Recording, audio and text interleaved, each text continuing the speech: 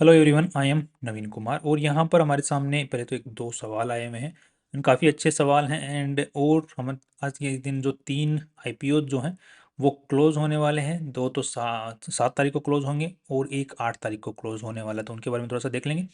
सबसे पहले एक बार सवालों को देख लेते हैं। जो सवाल है वो पहला सवाल है कि जो कोई कंपनी अगर जो है बंद हो जाती है या फिर उसको अगर ट्रेडिंग बंद हो जाती है तो उस कंपनी के जो शेयर्स हैं उनके साथ में क्या होता है। यूजुअली आप ऐसी कंपनियों से बच के रहें तो बेटर ऑप्शन रहता है, बिकॉज जो भी कंपनियां usually out of the trading चली जाती हैं उनको यूजुअली या तो वॉलंटरीली वो जाती हैं, तब तो आपको अच्छा पैसा कमा के देके जाती हैं। वॉलंटरीली जाती हैं तो उसमें तो 90% होल्डिंग जो प्रमोटर्स होते हैं उनके पास में होनी चाहिए और उनको जो है ऑप्शन देना पड़ता है, जो कि इन्वेस्टर्स बच्चे होते हैं कि आपसे हम शेयर्स खरीदना चाहते हैं और वो 1 साल तक उनकी जो लिमिट चालू रहती है, तो 1 साल तक आप वापस अपने शेयर्स प्रमोटर्स को दे सकते हो उस प्राइस पे। वो प्राइस पॉइंट डिसाइड करते हैं, तो वो वॉलंटरीली डीलिस्टिंग बोलते हैं उसको। एक होता है कंपल्सरी डीलिस्टिंग, जिसके अंदर में जो है जो कंपनी होती है वो सेबी के नियमों को नहीं मानती है या फिर एक्सचेंज के नियमों को नहीं मानती है। रेगुलेशंस होते हैं, कंप्लाइंस होते हैं, उनको फॉलो नहीं करती है, तो जो बीएसई या फिर एनएसई जो एक्सचेंज होते हैं उसको बंद कर देते हैं उसकी ट्रेडिंग को। तो ऐसी सिचुएशन में जब कोई कंपनी पहुंच जाती है तो उसकी वापस रीलिस्टिंग होने के जो चांसेस होते हैं वो बहुत कम होते हैं। मैं ये नहीं कहता कि सभी के नहीं होते, काफ़ी कुछ कंपनियां हैं जो हो भी जाती हैं रीलिस्टिंग में। तो उन शेयर्स का आपके साथ क्या होता है, यूजुअली जो ऐसे शेयर्स होते हैं जिनके अंदर में जो लिस्टिंग है, मतलब जो ट्रेडिंग है वो बंद हो कर दी गई है, तो वो आपको जो ट्रेडिंग अकाउंट है उसमें बंद हो जाते हैं दिखना। कुछ जो ब्रोकर्स हैं वो दिखाते रहते हैं, कुछ ब्रोकर्स उसमें से अपने जो ट्रेडिंग अकाउंट है उसमें से दिखाना बंद कर देते हैं, बट आपके डीमेट अकाउंट में वो शेयर्स रहते हैं। राइट, अगर कंपनी जब तक लिक्विडेट नहीं होती, बंद नहीं हो जाती, रजिस्ट्रार से स्ट्राइक ऑफ नहीं कर दी जाती, तब तक वो आपके जो शेयर्स हैं वो आपके पास में रहते हैं डीमेट अकाउंट के अंदर में। रजिस्ट्रार के आसपास से स्ट्राइक ऑफ कर दी जाती है तो अगर वो और शेयर्स जो होते हैं वो वेनिश कर दिए जाते हैं, तब आपके डीमेट अकाउंट से उनके शेयर्स हट जाते हैं। बट वो एक लंबा प्रोसेस है। अगर आपको ट्रेडिंग बंद कर दी गई शेयर्स की तो आपके डीमेट अकाउंट में एक बार चेक करो। एंड बैक ऑफिस जो होता है, आपके जो ब्रोकर्स होते हैं, चाहे वो जेरोदा है चाहे कोई दूसरे जितने भी ब्रोकर्स होते हैं मार्केट में, उनके एक back office login ID password होता है, वो अगर आप उनसे लेके पता कर सकते हो। या फिर आपके पास में सीडीएसएल का या एनएसडीएल का जो डीमेट अकाउंट है उनकी खुद की जो वेबसाइट है वहाँ पे भी जाके रजिस्टर करके आप पता कर सकते हो। तो वो रहते हैं आपके पास में शेयर, अगर आपको दिख रहे हैं वो शेयर्स तो पॉसिबिलिटी है कि अगर वो कंपनी मार्केट में अभी भी चल रही है, बिकॉज अगर शेयर्स ट्रेडिंग होना बंद हो गया इसका मतलब ये नहीं कि मार्केट में धंधा बंद हो गया है।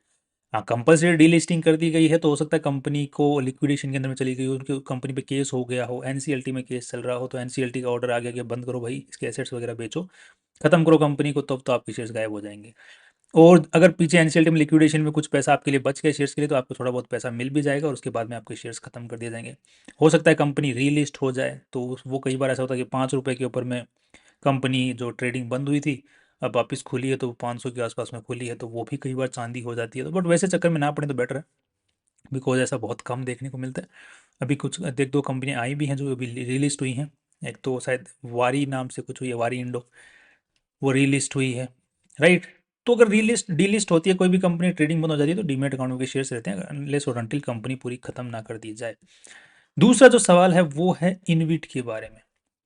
राइट, इनविट क्या होता है, इन्वेस्टमेंट इंफ्रास्ट्रक्चर ट्रस्ट होते हैं, इनके जो शेयर्स होते हैं आज के दिन 4-5 के आसपास में इंडियन स्टॉक मार्केट में लिस्टेड इनविट भी हैं, आईआरबी इनविट एंड ऑल दिस, श्रीम इनविट, तो 4-5 हैं इस टाइप के।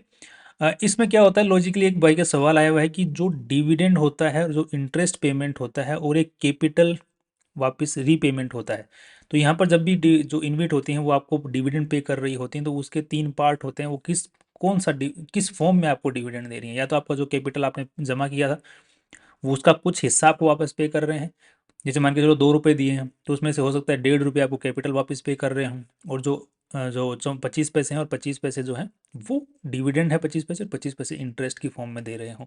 तो उसका जो टैक्स स्ट्रक्चर है वो थोड़ा सा बड़े कॉम्प्लिकेटेड, तो आपको सीए से बात करनी चाहिए अगर आप लोग इन्वेट में इन्वेस्टमेंट करते हैं तो क्योंकि वो थोड़ा सा टैक्स जो मामला थोड़ा गड़बड़ाया हुआ रहता है वहाँ पे। तो जब भी ये कंपनियां, जब इनविट जारी जो कंपनियां डिविडेंड जारी करती हैं आपके अकाउंट में आता है, तो एक बार उनका वो भी देख लें, क्योंकि कई बार आपके हैंड के अंदर में डिविडेंड का टैक्स पेएबल होता है, कई बार कंपनी डिविडेंड टैक्स पे करके देती है, तो दोनों ही चक्कर हैं यहाँ पे। एंड इंटरेस्ट के ऊपर में तो आपको टैक्स पे करना ही पड़ता है, तो कितना पे करना पड़ेगा वो आपको सीए से बात करनी पड़ेगी ऑफ कोर्स। दूसरा सवाल ये भी था कि अगर कोई कंपनी कैपिटल पे कर देती है और इंटरेस्ट भी पे कर देती है और साथ में डिविडेंड भी पे कर रही है अच्छा खासा, तो वो मेरे को पूरा पैसा आ चुका है मेरा वापस, तो क्या अभी आगे भी मेरे को मिलता रहेगा? ना, मिलता रहेगा। जब तक आपने जिस चीज़ के लिए पैसा लगाया, मान के चलो कि कोई कंपनी है इनविट वाली, उसने 4 हाईवे हैं वहाँ पर रोड बनाई, उसके लिए पैसा उठाया, और वो जो कॉन्ट्रैक्ट उनको मिला हुआ है टोल कलेक्ट करने का, वो लगभग 10 साल का है, तो वो लगभग 10 साल तक तो कंपनी कहीं नहीं जा रही। तब तक तो आपको इंटरेस्ट, कुछ ना कुछ इंटरेस्ट या कैपिटल रिटर्न, कुछ ना कुछ इंटरेस्ट वगैरह कुछ ना कुछ आता रहेगा, अगर कंपनी कमा रही होगी तो। ध्यान रखिएगा, कंपनी के लिए रूल है कि जो डिस्ट्रीब्यूटेबल इनकम है उसका 90% तक डिस्ट्रीब्यूट करना पड़ता है एज ए, चाहे वो कैपिटल के फॉर्म में करो, चाहे इंटरेस्ट के फॉर्म में करो, चाहे डिविडेंड के फॉर्म में करो, 90% आपको देना पड़ता है वापस।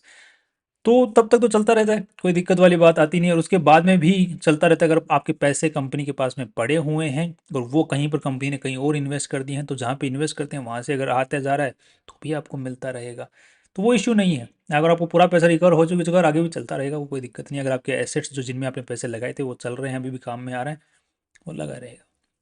राइट, अगर आपको फिर भी कोई सवाल रहता है तो पर्सनल सवाल होते हैं, जिससे आपके, जैसे आपके म्यूचुअल फंड से रिलेटेड सवाल होते हैं, चाहे आपको स्टॉक से रिलेटेड सवाल होते हैं, चाहे आपके पोर्टफोलियो से रिलेटेड सवाल होते हैं, क्वेश्चन होते हैं, जिसमें आपकी क्वेरी होती है, जनरल क्वेरीज होती हैं, तो वो आप पूछ सकते हैं आराम से। नीचे लिंक दिया हुआ है, उसके ऊपर क्लिक करके आप मीटिंग बुक कर सकते हैं, कोई दिक्कत वाली बात नहीं है वहाँ पे। राइट, नेक्स्ट अब थोड़ा सा इनके बारे में बात कर लेते हैं। सबसे पहली कंपनी है happy square outsourcing limited, white horse इस कंपनी का शॉर्ट नेम है। ये पर्टिकुलर कंपनी जो है एचआर की सर्विसेज जो है वो प्रोवाइड करती है। जो बहुत सारी कंपनियां जो जिनको एचआर डिपार्टमेंट अपना नहीं खड़ा करना पड़ता, तो उनको ये कंपनी एचआर सर्विसेज प्रोवाइड कर देती है। आज के दिन जो इन्होंने वैल्यू लगाई है वो ठीक ठाक लगाई है। जीएमपी आज के दिन इस कंपनी का कुछ ज़्यादा चलता हुआ नज़र नहीं आ रहा है, और हमने इसके ऊपर में ऑलरेडी वीडियो बनाया था, उसके अंदर में मैंने कहा था कि अगर जीएमपी मोर देन अच्छा खासा रहता है तो आप इसमें इन्वेस्टमेंट के बारे में सोचें, वो भी सिर्फ लिस्टिंग गेन के लिए। बाकी आप इसमें अंदर में long term and short term का जो आउटलुक है as per the video is not good. And उस वीडियो को आप लोग यहाँ पर चेक कर सकते हैं, वाइट फोर्स आईपीओ, इस पूरी वीडियो को आप चेकआउट कर सकते हैं किस बेसिस पे हम इस लॉजिक पे पहुंचे।